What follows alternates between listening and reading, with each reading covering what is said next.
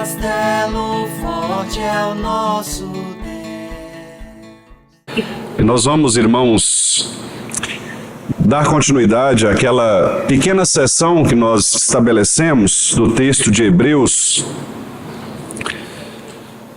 a sessão na qual o escritor aos Hebreus chama a atenção dos servos do Senhor quanto ao seu compromisso na fé. De que modo nós, cristãos, devemos nos comportar diante do Senhor, não sendo negligentes, não sendo inoperantes, mas diligentemente nós nos portando cada vez mais com a dignidade do Evangelho, a ponto de darmos bom testemunho da vida cristã, daquilo que cremos a respeito do nosso Senhor. Nós já analisamos a seção final do capítulo 5, analisamos também os 3 primeiros versículos do capítulo 6, e agora pela manhã nós vamos analisar os versículos 4 a 8, também do capítulo 6. E à noite nós vamos finalizar esta sessão a partir do versículo 9. No nosso boletim houve uma inversão dos temas, né? Os irmãos que forem atentos aí vão perceber que houve uma inversão na sequência, mas nós corrigimos aqui esta sequência, né? Na verdade, este sermão de agora pela manhã será o sermão cujo título é Advertência contra a Apostasia, baseado então nos versículos 4 a 8 de Hebreus capítulo 6. Peço aos irmãos então que acompanhem, por favor, a leitura que eu farei deste trecho. Diz assim a palavra do nosso Senhor: É impossível, pois, que aqueles que uma vez foram iluminados e provaram o dom celestial e se tornaram participantes do Espírito Santo e provaram a boa palavra de Deus e os poderes do mundo vindouro e caíram, sim, é impossível outra vez renová-los para arrependimento, visto que, de novo, estão crucificando para si mesmos o Filho de Deus e expondo-o à ignomínia. Porque a terra que absorve a chuva que frequentemente cai sobre ela e produz erva útil para aqueles por quem é também cultivada, recebe bênção da parte de Deus. Mas, se produz espinhos e abrolhos, é rejeitada e perto está da maldição, e o seu fim é ser queimada. Vamos orar, meus irmãos, mais uma vez.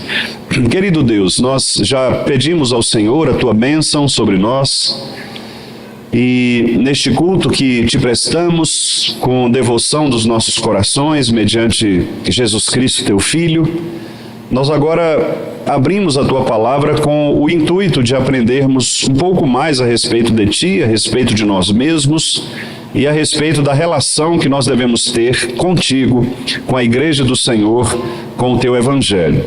Por isso, ó Pai, nós Te pedimos que o Senhor nos instrua nesta manhã, como o Senhor tem feito ao longo de toda a vida desta Igreja, para que, ó Deus, nós possamos nos tornar ainda mais robustos, ainda mais fortalecidos na nossa fé, bem como também no nosso compromisso com o Senhor. Te pedimos esta bênção, ó Pai, no nome de Jesus. Amém. Meus amados irmãos, histórias de pessoas perseverantes, em geral, são muito comoventes.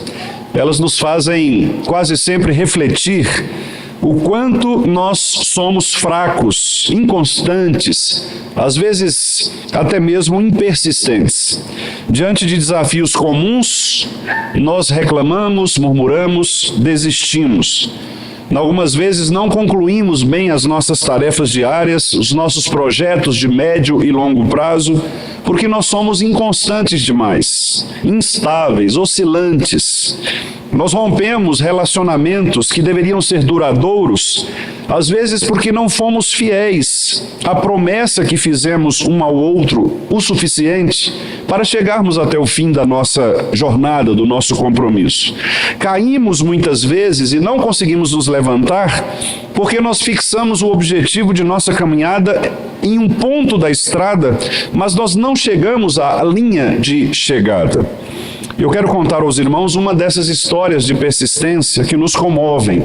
A história do marinheiro afro-americano Karl Max Brashear. Karl Max Brashear nasceu em 19 de janeiro de 1931, numa pequena fazenda em Tonneville, no Kentucky, nos Estados Unidos. Ele foi o sexto de um total de 8 filhos, do casal MacDonald e Gonzela Brashear.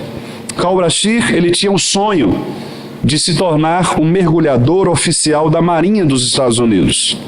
Era negro, de uma família muito pobre, lutava contra o severo preconceito racial e social, naquela época ainda mais forte, mas ainda assim Brashear se alistou na Marinha, no dia 25 de fevereiro de 1948. Em 1954, após o curso preparatório, ele se tornou um oficial da Marinha dos Estados Unidos.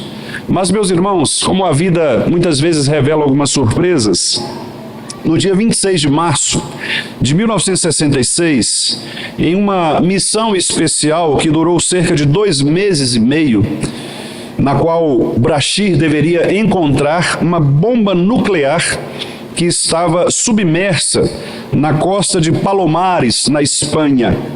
Uma linha usada para o reboque da bomba arrebentou e atingiu gravemente a perna de Karl Brashear.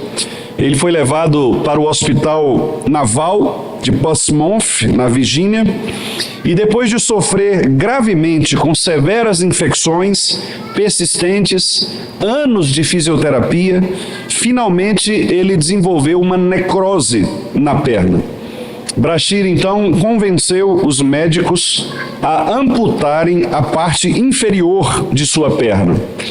De maio de 1966 a março de 68, portanto quase 2 anos, Karl Brashear permaneceu no hospital, tentando se reabilitar, sendo preparado para retornar às suas atividades.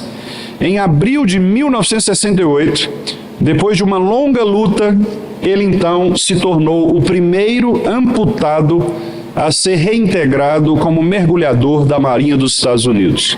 Em 1970, ele se tornou o primeiro afro-americano mergulhador-chefe da Marinha dos Estados Unidos. Serviu ainda durante mais 10 anos, até que foi promovido como o primeiro contramestre negro da Marinha dos Estados Unidos. Ele se aposentou em 1º de abril de 1979 como comandante-chefe. Karl Brashear foi motivado certamente pela sua persistência, pela sua perseverança. Ao retornar à Marinha, ele escreveu o seguinte: não é um pecado cair, mas é um pecado continuar no chão. Eu não vou deixar ninguém roubar os meus sonhos. Nos anos 2000, essa história do Karl Brashear, ela foi contada num filme estrelado por Cuba Gooding Jr. e Robert De Niro, cujo título é Homens de Honra. Vocês podem assistir para comprovar essa narrativa muito interessante. A persistência, ela é de fato característica de alguém que é vencedor. Em Apocalipse capítulo 2, versículo 10, o Senhor Jesus Cristo nos diz que apesar das oposições malignas contra nós, nós devemos ser fiéis a Ele. Ainda que, meus amados irmãos, para nós recebermos esse prêmio, para sermos condecorados na vida cristã, nós tenhamos de morrer por essa fidelidade. O apóstolo Paulo nos diz em 2 Coríntios 4, 16 a 18, que nós não devemos desanimar nunca, ainda que exteriormente estejamos cansados, desgastados. Nós devemos perseverar até o fim, porque estes sofrimentos pelos quais nós passamos, na verdade, eles estão produzindo internamente em nós uma força renovadora que nos faz chegar à vitória. Tiago também, na sua carta, capítulo 5, versos 7 a 11, nos ensina que nós devemos aguardar com paciência o retorno do nosso Senhor Jesus Cristo. Assim como um semeador, ele aguarda o resultado da sua semeadura. Escrevendo a Timóteo, no capítulo, segunda carta de Paulo a Timóteo, capítulo 3, verso 14, o apóstolo orientou a Timóteo a permanecer firme nas doutrinas que ele havia aprendido, porque essas doutrinas seriam a base verdadeira do seu ministério. O pastor João Calvino, comentando Gálatas 6:9, no qual Paulo nos ensina que não devemos deixar de fazer o bem, porque nós colheremos no tempo certo, afirma o seguinte: aqueles que não são semelhantes ao indolente agricultor, que só ara e semeia, mas deixa o trabalho inacabado. Quando aplainar, é indispensável para evitar que a semente seja comida pelas aves, ou crestada pelo sol, ou destruída pela geada. Mas, meus irmãos, apesar de todas essas histórias, nós também ouvimos histórias de pessoas que desistiram, não apenas dos seus projetos pessoais, mas desistiram também de sua fé. Todos nós já ouvimos e já nos comovemos com histórias de pais, por exemplo, que compartilham conosco a dolorosa trajetória de um filho que, tendo crescido na igreja, tendo ouvido a palavra do Senhor, tendo sido batizado na infância e, em alguns casos, professado biblicamente a sua fé, desistiram. Optaram pelo mundo, hoje se mostram rebeldes contra tudo, contra todos aqueles que se declaram cristãos. Há várias histórias, por exemplo, de pastores que, tendo pregado a muitos, negaram a declaração de fé que fizeram e abandonaram o ministério da palavra. Você provavelmente já ouviu histórias assim. Um dos hinos que nós cantamos no nosso inário diz que muitos que corriam bem, de ti longe agora vão. Essa é uma realidade para muitas pessoas.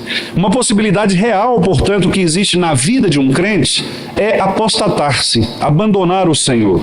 É o abandono da crença, o retorno ao paganismo, uma indiferença em relação a Deus e à obra de Cristo e a negação final da obra redentora do Senhor.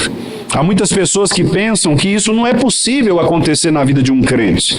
Mas, meus irmãos, uma das provas de que isso é possível acontecer é exatamente a grande quantidade de textos bíblicos que nós temos que nos advertem em relação ao abandono do verdadeiro caminho de vida, que nos advertem quanto à possibilidade de haver a rejeição a Cristo e a sua obra e, finalmente, rejeitar o cristianismo como única religião verdadeira, como modelo de vida. O ensino das Escrituras em relação à salvação de uma pessoa nos mostra que quando alguém é alcançado pela graça irresistível de Jesus, ela é convencida pelo Espírito Santo de que a obra de redenção é excelente, grandiosa. E então essa pessoa se torna incapaz de rejeitar e de renunciar a esta obra. Não pelo seu mérito, evidentemente, ou pelo seu esforço, mas por aquela preservação da alma que é realizada na pessoa de Jesus Cristo. Em João 6, 37 e 39, por exemplo, Jesus disse: todo o que o Pai me dá, esse virá a mim. E o que vem a mim, diz Jesus, de maneira nenhuma o lançarei fora. Judas também, nos versículos 24 e 25, nos diz: aquele que nos guarda de tropeços nos apresentará com exultação, imaculados diante da sua glória. A Confissão de Fé de Westminster afirma que os que Deus aceitou em Cristo, os que Ele chamou eficazmente e santificou pelo seu Espírito, estes não podem cair do estado de graça, nem total, nem finalmente, mas com toda certeza eles hão de perseverar nesse estado até o fim e serão eternamente salvos. Completa ainda a confissão: esta perseverança dos santos não depende do livre-arbítrio deles, mas da imutabilidade do decreto da eleição, procedente do livre e imutável amor de Deus Pai, da eficácia do mérito e da intercessão de Jesus Cristo. Mas então, meus irmãos, se nós estamos lendo na palavra de Deus que aqueles que são chamados pelo Evangelho não podem cair do estado de graça, qual a razão então para haver na Bíblia tantas advertências contra a queda, contra a apostasia, contra o afastamento de Deus? Qual, por exemplo, a razão deste texto que nós acabamos de ler, de Hebreus 6, de 4 a 8, que aparentemente relata exatamente a possibilidade de restaurar ao arrependimento alguém que provou o dom celestial, que participou das bênçãos do Espírito, que ouviu a palavra de Deus, que experimentou as bênçãos celestiais? Por que há textos assim? O texto nos diz claramente que é impossível outra vez renová-los para arrependimento. Então, o que isso significa? E como nós podemos explicar essa possível deserção, apostasia espiritual por parte de alguém que experimentou bênçãos tão significativas?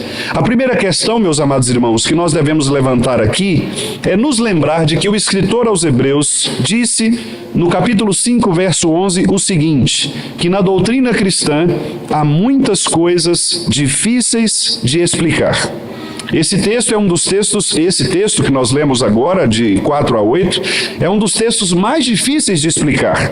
E nós precisamos ter muita cautela ao analisarmos a intenção do autor e os reflexos da aplicação dessa mensagem.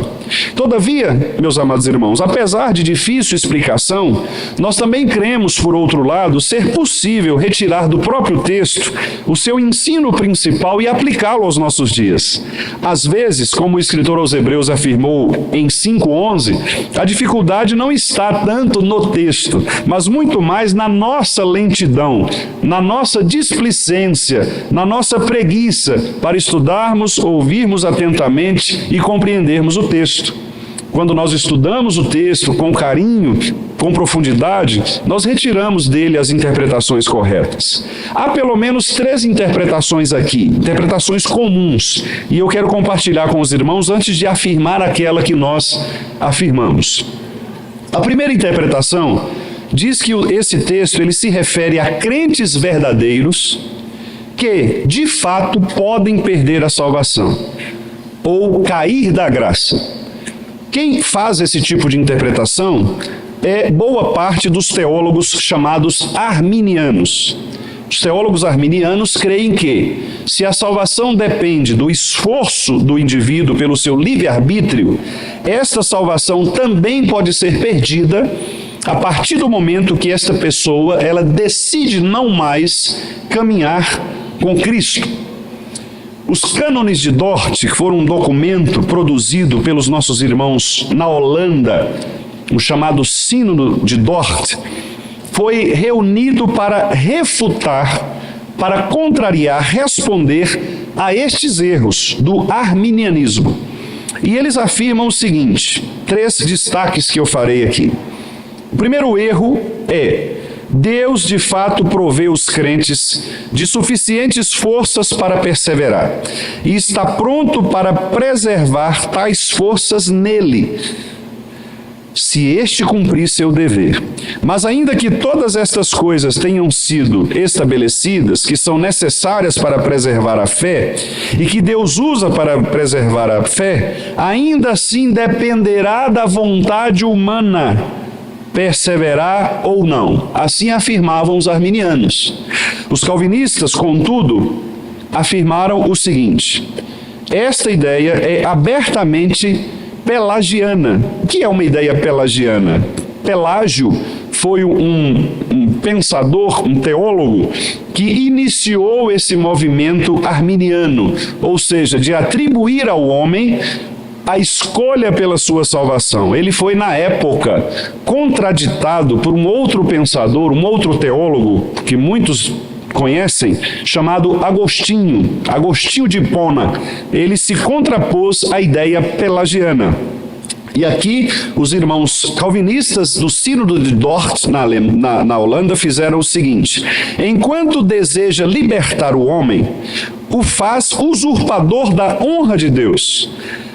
Essa turma combate o senso geral da doutrina evangélica, que retira do homem todo motivo de orgulho e atribui todo louvor à graça de Deus.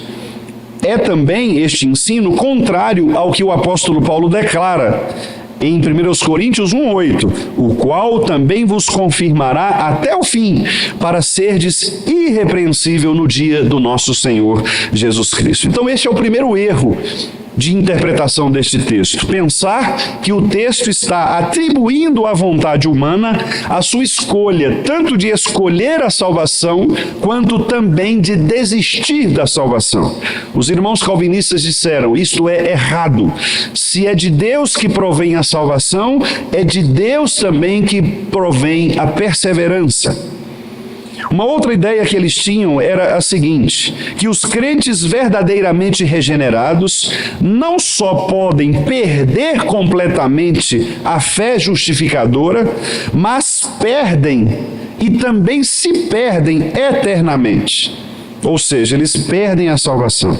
Os nossos irmãos calvinistas disseram o seguinte, que esta opinião, ela invalida a graça, a justificação, a regeneração e a contínua preservação por meio de Cristo. E eles citam aqui o texto do apóstolo João, quando João, na sua primeira carta, capítulo 3, verso 9, disse: todo aquele que é nascido de Deus não vive na prática do pecado, pois o que permanece nele é a divina semente, que permanece neste crente, é a divina semente. Por isso, esse não pode viver pecando, porque é nascido de Deus. Também, dizem os nossos irmãos, esta ideia de que o crente regenerado pode perder a salvação, ela contraria a própria ideia de Cristo. Porque Cristo disse: eu lhes dou a vida eterna, jamais perecerão eternamente, ninguém as arrebatará da minha mão. Aquilo que o meu Pai me deu é maior do que tudo, e da mão do meu Pai ninguém pode arrebatar. João capítulo 10, versos 28 e 29. Em terceiro e último lugar, os arminianos também diziam o seguinte, que os verdadeiros crentes regenerados podem cometer o pecado que leva à morte, ou seja, o pecado contra o Espírito Santo. Então, aquele texto no qual Jesus fala a respeito do pecado contra o Espírito Santo, que é o pecado sem perdão, os arminianos entendem que nós, crentes regenerados, podemos pecar contra o Espírito e, deste modo, perdermos a salvação e morrermos eternamente. Os nossos irmãos do Sínodo de Dort responderam o seguinte: depois de João ter falado na sua primeira carta, capítulo 5, versículos 16 e 17, sobre aqueles que pecam para a morte, e de ter proibido de orar por eles, logo ele acrescenta no versículo 18: sabemos que todo aquele que é nascido de Deus não vive em pecado. Antes, aquele que nasceu de Deus o guarda, e o maligno não lhe toca. Portanto, meus irmãos, esta primeira interpretação de que o texto está falando de crentes verdadeiros que perdem a salvação, e este é um aspecto da teologia arminiana, nós refutamos esta interpretação. Nós não cremos que este texto de Hebreus esteja falando de crentes verdadeiramente salvos que perdem a salvação. Bom, a segunda interpretação sobre esse texto é que ele se refere a uma posição hipotética. Ou seja, há aqueles que creem que esta situação foi uma situação literária criada pelo escritor aos Hebreus a fim de sensibilizar os seus leitores, como se fosse uma parábola, por exemplo. Como se ele estivesse contando uma história possível. Então ele não estaria aqui se referindo a caso concreto de pessoas reais, mas ele estaria simplesmente ilustrando uma possibilidade de crentes genuínos perderem a salvação e não alcançarem o verdadeiro arrependimento. Qual seria o objetivo dele? Seria o objetivo de alertar aos verdadeiros crentes para que testem a sua fé a fim de comprovarem a veracidade da sua crença. Esses escritores que pensam dessa forma, esses estudiosos, admitem que os crentes não podem perder a salvação, mas, hipoteticamente, eles constroem a ideia a fim de que os crentes possam, então, se sentir motivados para lutarem contra a apostasia. Há pessoas sérias no meio reformado que defendem essa leitura. Todavia, meus irmãos, nós entendemos que essa interpretação parece não fazer justiça ao texto de Hebreus 6, de 4 a 8. Porque se nós observarmos o contexto, a proposta do escritor, os sermões paralelos que nós começamos a expor desde o versículo 11 do capítulo 5, e vamos fechar hoje à noite no versículo 12 do capítulo 9, nós perceberemos que o contexto maior, ele não sugere que aqui seja uma hipótese, uma parábola. Não há esse tipo de interpretação no livro todo. Portanto, é difícil nós entendermos que o escritor teria usado uma parábola, apenas esta parábola, num contexto tão importante, num contexto tão grave como este. Portanto, nós agora vamos para a terceira interpretação. A terceira interpretação, e essa terceira interpretação é a que é seguida pela maioria dos intérpretes reformados, é que o texto se refere a pessoas reais que de fato nunca foram crentes.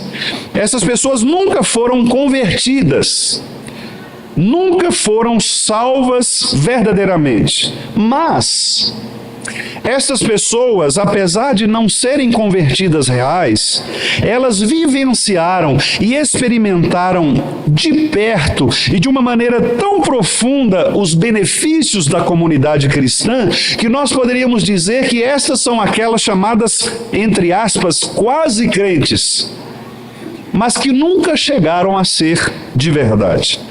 São pessoas simpatizantes da causa cristã. São aquelas pessoas que têm pensamentos cristãos, pessoas que usam muitas vezes um vocabulário cristão, pessoas que adotam práticas cristãs, mas que nunca tiveram seus corações realmente transformados pela graça salvadora do Senhor. E que, portanto, suas raízes nunca foram espiritualmente profundas o suficiente para se enraizarem em Cristo e na verdade do Evangelho. Suas vidas nunca foram alimentadas pela seiva da videira real, que é Jesus Cristo. São pessoas que se parecem muito com crentes. São inclusive membros de igreja, mas não são crentes de verdade.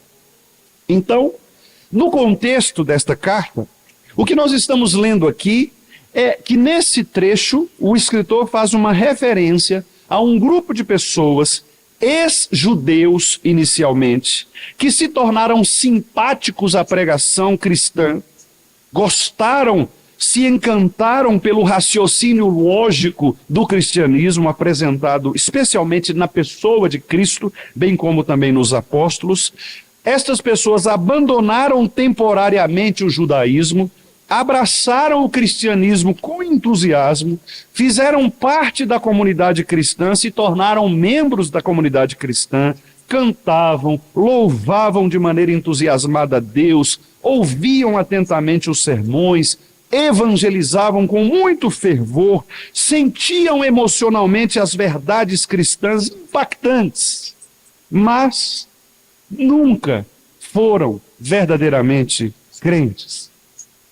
E por essa razão, por não serem crentes de verdade, depois de um tempo e após algumas circunstâncias, sobretudo as perseguições, quando a pressão do mundo caiu sobre elas, quando o calor da perseguição se abateu sobre a semente, sufocou a semente do Evangelho, elas abandonaram Jesus Cristo, voltaram para o judaísmo, sua antiga religião, e para suas práticas anticristãs. A semente do Evangelho, irmãos, que foi lançada neles, caiu à beira do caminho.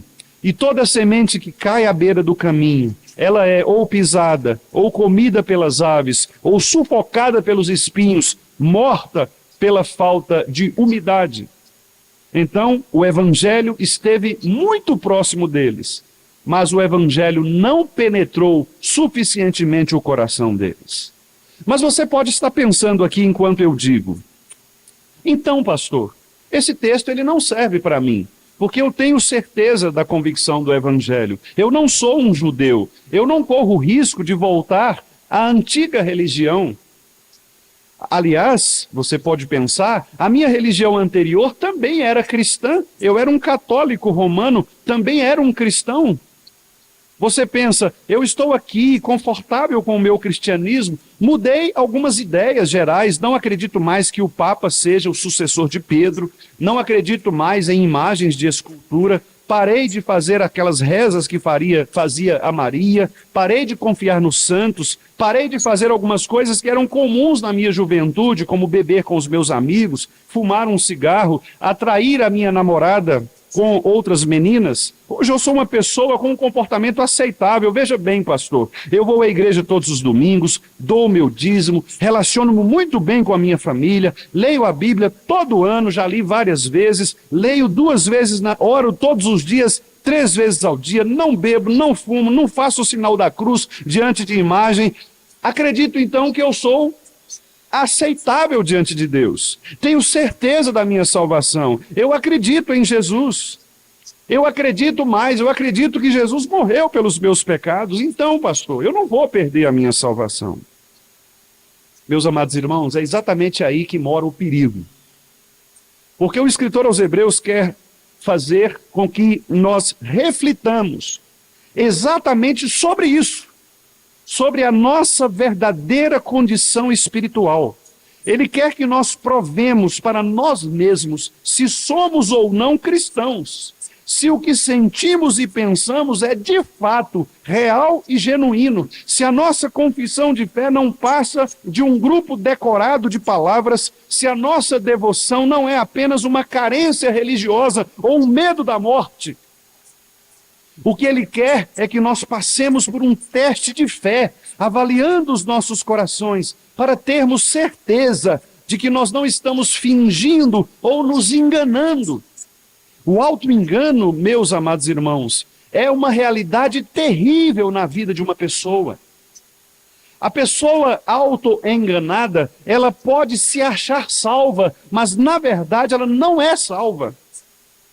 Um pastor amigo, reverendo Davi Charles Gomes, afirmou que o auto-engano é uma racionalização, ou seja, nós racionalizamos de maneira voluntária um auto-acobertamento. Nós acobertamos a nossa situação, acalentamos o nosso pecado, nós abrigamos a nossa incredulidade apenas para nos sentirmos confortáveis.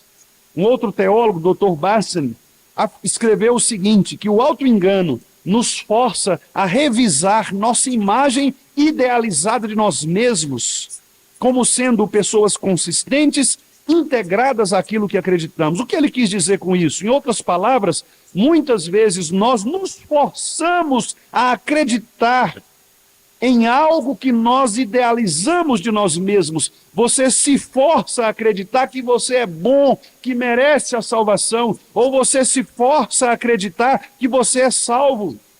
Mas, na verdade, você não é salvo. Você está fingindo para você mesmo, na tentativa de justificar os seus pecados, desculpar os seus fracassos, ocultar a verdade sobre você. Se você se colocar no espelho da lei, diante da lei do Senhor, você verá que não há nada em você que faça merecer a salvação. Portanto, você está completamente morto nos seus delitos e pecados. Às vezes, irmãos, as pessoas agem religiosamente colocando máscaras nos seus rostos, esconder realmente quem elas são. E é exatamente esta razão pela qual o escritor aos Hebreus escreveu esse texto. Para que eu e todos nós possamos, diante do espelho da palavra de Deus, arrancarmos as nossas máscaras e verdadeiramente consultarmos os nossos corações e perguntarmos: sou eu um crente de verdade? O escritor então mostra 5 atitudes. Eu passarei por elas de maneira breve. Poderíamos fazer um sermão para cada uma delas, mas hoje eu farei apenas de maneira breve estas 5 atitudes destas pessoas que eram simpáticas ao cristianismo, que se passavam por cristãos, fingiam ser cristãos, mas não eram. O objetivo é que eu e vocês, irmãos, verifiquemos nosso coração para saber se estas atitudes também estão presentes em nós. A primeira atitude, o escritor nos diz que estes irmãos foram iluminados, versículo 4, aqueles que foram uma vez iluminados. Aqui, meus irmãos, a referência do escritor é que a palavra de Deus, ela abre os entendimentos de uma pessoa pela luz do Evangelho.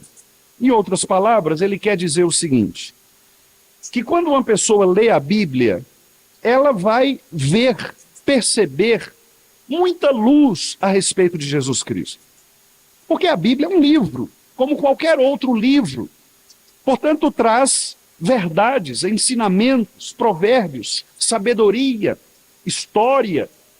Muitas pessoas, elas compreendem estas histórias, elas acreditam nestas histórias, elas compreendem realmente quem era Jesus, que a proposta religiosa de Jesus era uma proposta viável, que a doutrina cristã faz sentido. Essas pessoas viam coerência nas verdades anunciadas pelos apóstolos. Elas testemunharam os sinais, os milagres realizados por Jesus. Então, por essa razão, elas disseram, olha, quer saber? Ser crente é melhor. Ser cristão é melhor, é mais lógico, é mais coerente. Como afirma o filósofo Luiz Felipe Pondé, num dos seus livros, o cristianismo é de fato a religião mais coerente de todas. No entanto, o mesmo Pondé que afirma isso, se autodenomina ateu. Ou seja, são pessoas que conseguem perceber a coerência intelectual do cristianismo, são pessoas que gostam das ideias cristãs, têm atitudes legitimamente cristãs, mas o seu coração não foi transformado pela graça. E não é incomum, meus irmãos, nós termos pessoas assim, que já são membros de igrejas, que são batizadas, mas cujos corações são corações de pedra. São pessoas que vivem uma religião racional. Elas sabem que o cristianismo é a melhor opção, mas elas não se comprometem com a pessoa de Jesus. São iluminadas do ponto de vista da luz do Evangelho, da luz da palavra. O pastor Jonathan Edwards diz o seguinte, que as afeições religiosas, é comum as afeições religiosas virem acompanhadas de passagens das Escrituras trazidas à mente das pessoas. Ou seja, há indicações reais de que pessoas são afetadas pela palavra de Deus. No entanto, o fato de uma pessoa gostar de textos bíblicos, usar textos bíblicos, o fato de uma pessoa tentar ajustar sua vida à luz da Bíblia, isso não significa nada para a salvação. Portanto, você pode ler a Bíblia, você pode estudar a Bíblia, você pode citar a Bíblia, você pode usar a Bíblia para falar a outras pessoas, mas ao mesmo tempo, essa Bíblia, esta palavra, não tem raízes profundas no seu coração. O segundo aspecto, a segunda atitude que esses ex-judeus tinham, e o escritor também diz no versículo 4, é que eles provaram o dom celestial. O que significa isso? Provavelmente aqui o texto esteja se referindo aos meios de graça, cuja operação do Espírito se faz presente, como, por exemplo, a ceia do Senhor. A ideia aqui do texto é que eles participaram da ceia do Senhor. Eles participaram dos cultos, dos batismos, das orações, receberam os benefícios espirituais, porque eles estavam próximos daquela cerimônia. Em outras palavras, foi psicologicamente produtivo e benéfico para eles estar num ambiente como o nosso. Emocionalmente, eles se engajaram nas alegrias e nas emoções dos crentes. E também não é incomum nós vermos pessoas assim. Pessoas que vivem distante de Deus, não assumem Jesus Cristo como seu Senhor, mas que se sentem confortáveis no meio da igreja. Simpatizantes, vêm, choram, levantam as mãos, ajoelham, pedem orações, trazem ofertas, mas são pessoas apenas que provam o dom celestial, que são pessoas influenciadas pelo ambiente cristão, mas não desenvolveram em nenhum momento a sua convicção real com Cristo. A eternidade, meus irmãos, ela está no coração do homem, diz a palavra do Senhor. Portanto, qualquer pessoa pode se emocionar com coisas eternas. Qualquer pessoa pode se emocionar com um culto. Se alguém fizer uma execução musical de maneira a trazer emoção às pessoas, essas pessoas vão se emocionar. Não fique impressionado quando as pessoas chorarem por meio de uma pregação, chorarem por meio de um cântico cantado. Não se iluda com estas coisas. Este choro muitas vezes não quer dizer nada, quer dizer apenas que essa pessoa foi motivada por um ambiente propício para isso. como seria motivada pela vitória do seu time, como seria motivada por uma homenagem de aniversário, como seria motivada por qualquer outra coisa deste mundo. Portanto, isso não quer dizer nada. O filósofo inglês Roger Scruton escreveu o seguinte no seu livro A Alma do Mundo: muitos que se dizem agnósticos ou mesmo ateus vivem uma vida de fé. Ou seja, numa atitude de abertura em direção aos significados religiosos, reconhecendo os sacramentos, agradecendo pelo dom do mundo. Como certa vez afirmou Caetano Veloso, eu sou ateu, graças a Deus.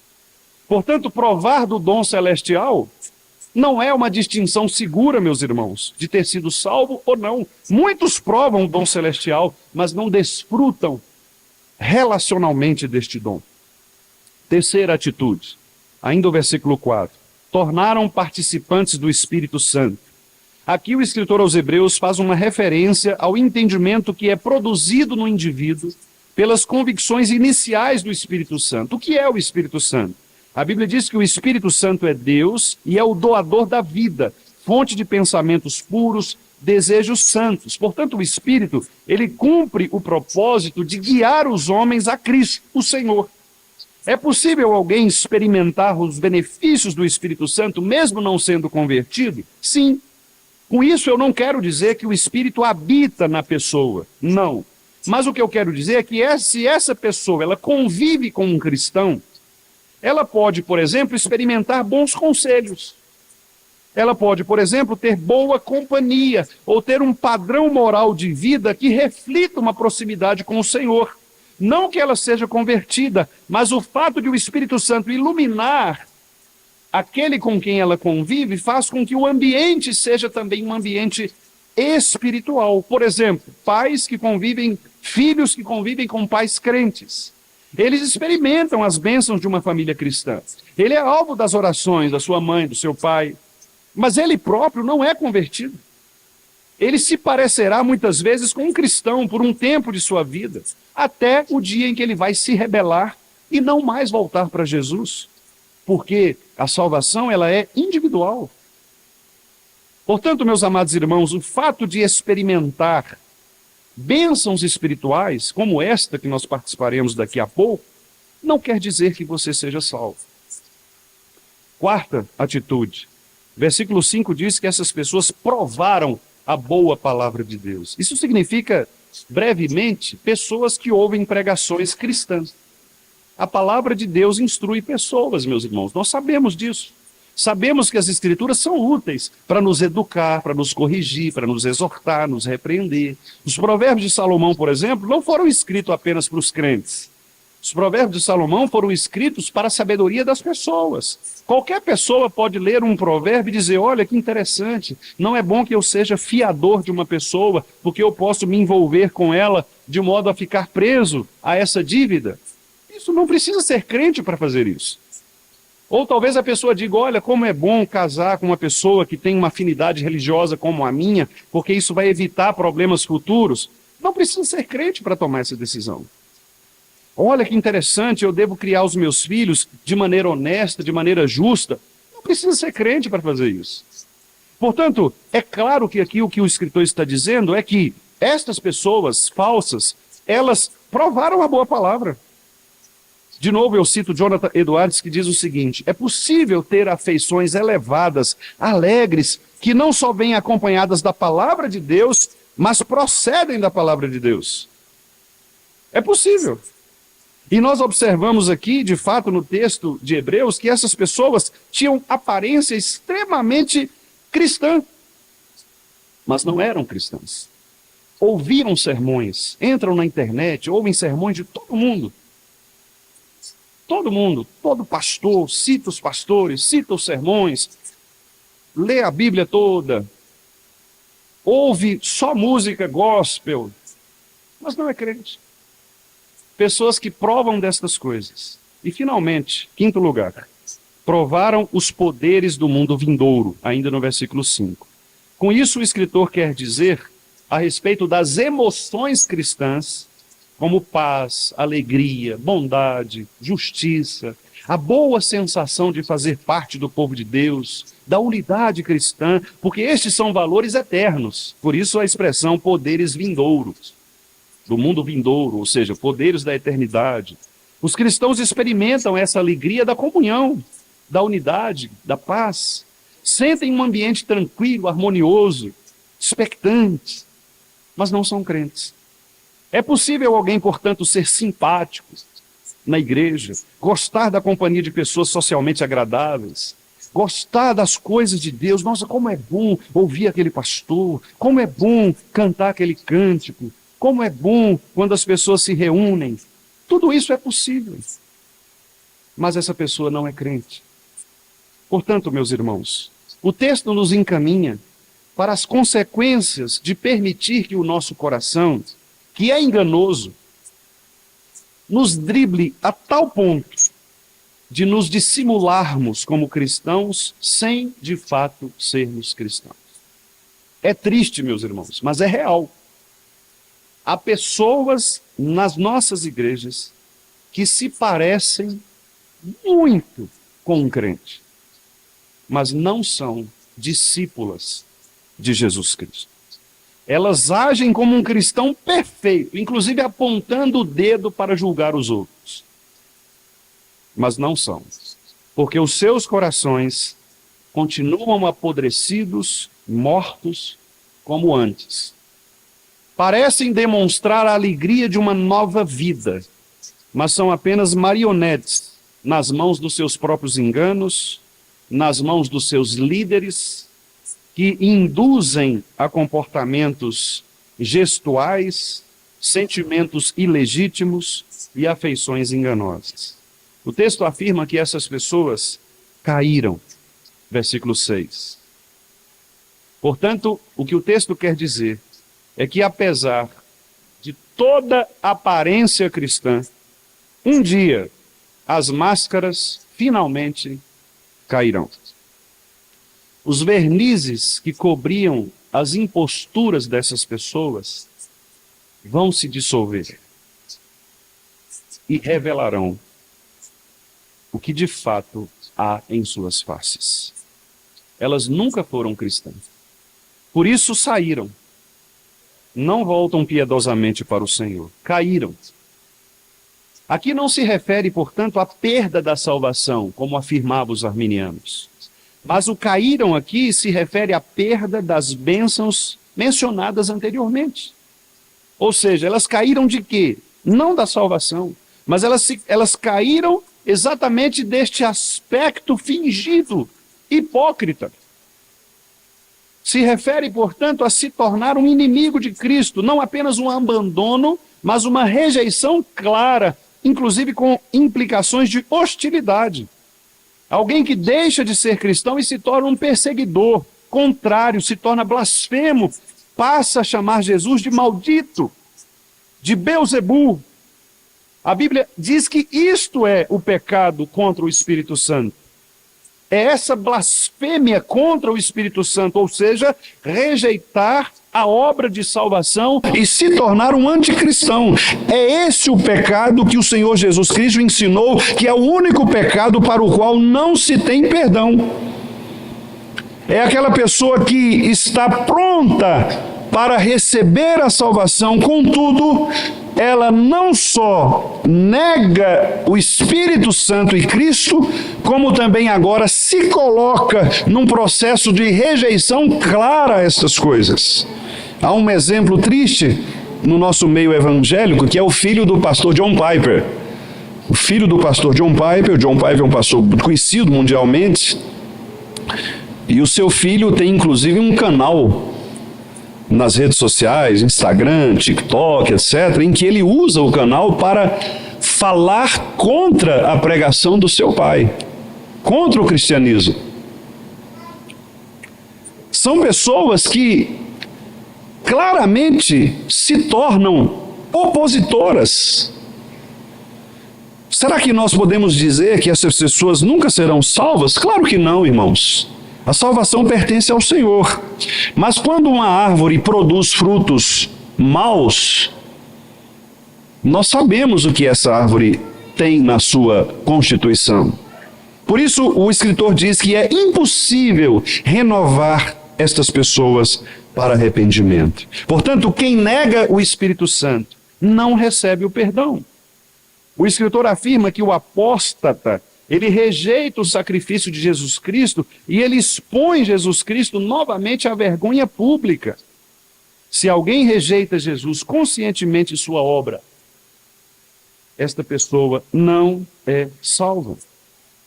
Por isso, meus queridos irmãos, o escritor aqui está nos dando uma advertência clara a respeito da segurança falsa de nossa fé. E esta era uma preocupação, inclusive, dos nossos irmãos puritanos. Anthony Burgess, por exemplo, afirmou que a maior parte dos cristãos está entregue a uma espécie de confiança carnal que os torna loucos, como aquele ateniense que pensava que todos os navios do mar eram seus. Quantos há que, ouvindo sobre as exatas descobertas da graça, concluem que estejam presentemente excluídos do reino, mas ainda assim abençoam a si mesmos como se tudo estivesse bem. A confissão de fé chama esta atitude de presunção carnal, ou seja, é uma falsa segurança, motivada às vezes por amor a si mesmo, o medo da morte, o medo do inferno. Eu tenho medo do inferno, então eu vou me proteger dentro desta bolha cristã. Mas, na verdade, ele nunca se preocupou realmente com a sua salvação em Cristo. Ele está pensando em si, em salvar a sua própria pele. O verdadeiro crente não teme estas coisas, irmãos, porque ele sabe que aquele que não poupou o seu próprio filho estará continuamente com ele. O verdadeiro cristão, ele frutifica permanentemente, ele produz erva útil, cultiva, recebe a bênção de Deus. Portanto, o que distingue o coração dos regenerados dos não regenerados são exatamente os frutos contínuos e duradouros produzidos por essa pessoa. Se a obra permanecer, ela é do Senhor, disse Paulo. Não são, portanto, os nossos compromissos religiosos, nem as nossas emoções geradas pelos atos religiosos que nos fazem crer na salvação, mas é o crescimento contínuo do fruto do Espírito na vida de uma pessoa.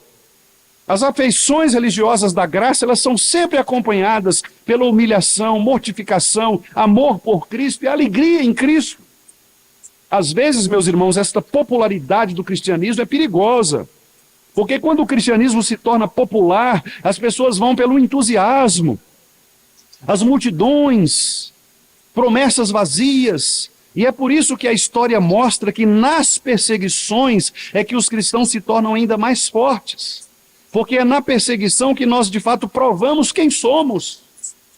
Quando as lutas vêm, quando o sofrimento abate sobre nós, quando há rejeições, quando há críticas, nós revelamos quem somos, porque a máscara cai. Nós não conseguimos manter uma aparência de cristianismo diante de situações assim. Mas o fato, meus amados irmãos, é que nós devemos testar a nossa vida. Como afirmou o pastor John Stott, ser cristão consiste em manter um relacionamento pessoal com Deus, em Cristo, conhecendo a Ele, amando, permanecendo nele como ramo na videira. Esse é o significado de vida eterna, afirmou o pastor Stott. Portanto, diante de uma mensagem como esta, e eu quero concluir com algumas perguntas, você deve se perguntar: eu sou de fato convertido? Os frutos que marcam a vida de um verdadeiro convertido fazem parte das minhas atitudes diárias? Quais são esses frutos? Amor, alegria, paz, longanimidade, benignidade, bondade, fidelidade, mansidão, domínio próprio. Eu sou alguém que demonstra amor genuíno, puro, santo por Deus, pelas pessoas. Eu demonstro alegria por aquilo que eu sou, por aquilo que eu tenho.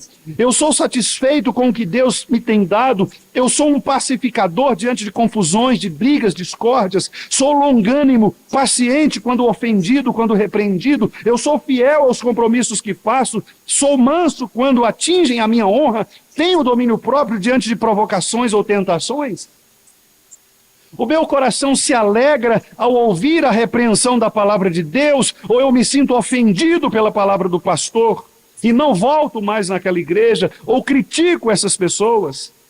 Eu desejo estar com frequência junto com o povo de Deus na igreja, ou eu prefiro estar em outro lugar, trocar este prazer por outro. Eu tenho um prazer inigualável de participar da ceia do Senhor, ou para mim tanto faz? Falar sobre o céu, sobre a eternidade com Jesus Cristo é um assunto frequente para mim, empolgante. Ou eu estou mais preocupado com as coisas da segunda-feira, com os meus negócios? Eu separo a minha vida religiosa da minha vida secular? A minha vida é caracterizada por perseverança, por fé, confiança no Senhor. Eu resisto às tentações e luto diariamente para ser mais parecido com Jesus Cristo. Algumas dessas perguntas eu não posso responder por você. É um autoexame. E é um exame que a palavra de Deus nos diz para fazermos quando participamos da ceia. Examine-se, pois, o homem a si mesmo, e assim coma do pão, beba do cálice.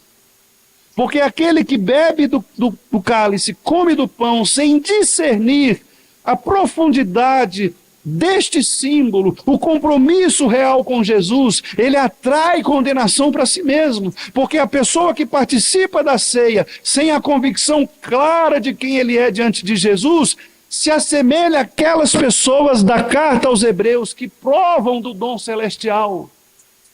Se você gosta da mensagem do pastor, seja lá quem for, mas você não vive aquela pregação genuína na sua vida, restaurando os seus comportamentos, você é semelhante àqueles que provaram a boa palavra, mas caíram. E uma vez caídos, é impossível trazê-los de novo ao arrependimento. Queridos irmãos, é uma dura mensagem da palavra do nosso Senhor. Uma dura mensagem do escritor aos Hebreus, mas uma mensagem extremamente necessária nos nossos dias. Porque nós vivemos dias nos quais as pessoas se preocupam com as coisas deste mundo. Isso não é diferente dos dias anteriores a Jesus. Quando, por exemplo, em Noé, as pessoas se casavam, davam-se em casamento, preocupavam-se com os seus negócios e Deus enviou o dilúvio. Deus sempre enviará sua justiça contra aqueles que vivem uma vida sem vigilância. É por isso que nós devemos, todos os dias, nos arrepender dos nossos pecados, verificar se estamos na fé, se é que já não estamos condenados, como escreveu o apóstolo Paulo na sua segunda carta aos Coríntios. Por isso, o escritor de Lamentações disse: ponha a boca no pó, talvez haja esperança. São mensagens duras, mas necessárias para que a nossa vida seja uma vida verdadeiramente relacional com a pessoa do nosso Senhor e Salvador Jesus Cristo.